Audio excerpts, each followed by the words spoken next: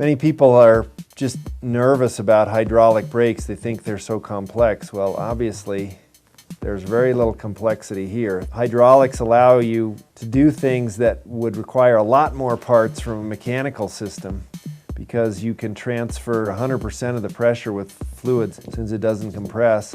This is a Hayes post-mount rear brake. So this is a little bit different shape with an adapter. This will mount on an international standard or it'll mount on post-mount. This was the chainstay mount Hayes mag brake. Take this apart. Since I haven't taken the pads out yet, I'm going to hold it this way so there's no way that I get any fluid on the pads. Now you can see how the pad goes in. It's got that little clip there and it clips onto this tab on the piston. Snaps on. You can just take the pads out like this, push them toward the inside, and then pop them back in.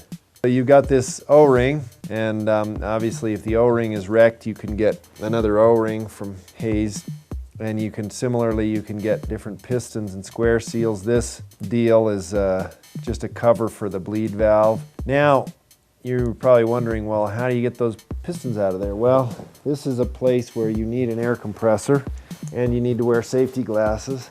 So I'm going to take this tip off that has the holes in it. And to get this one out, there's no other access for fluid behind the piston other than this fluid transfer port. So you cover that fluid transfer port. And there, the piston popped out.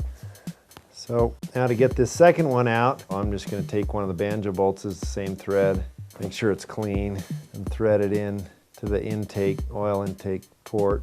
And then you can get a better seal on the fluid transfer port by putting an O-ring there. So there it pops up out. There's a square seal in there, and without scratching the inside of the cylinder, you want to get that square seal out. So that's all the parts of the whole unit. If the pistons are worn or messed up or anything, you can replace them.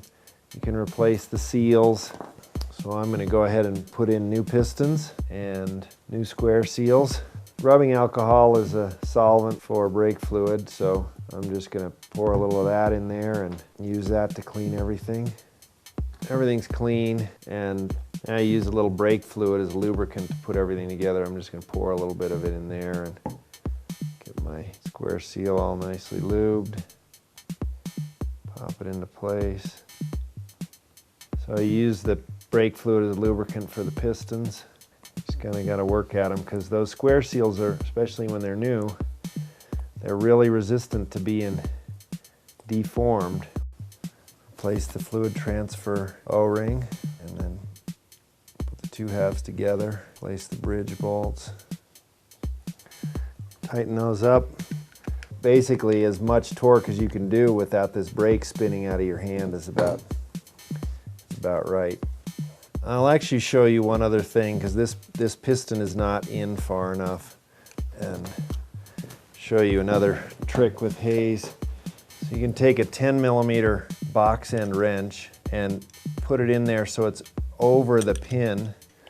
If you push the lever when there's no rotor in there and you push the pistons out too far, this is what you need to do anyway. So you can pry these in there, and now when you replace the pads, there will be plenty of space for the rotor, like that. So that one's in, and there you go.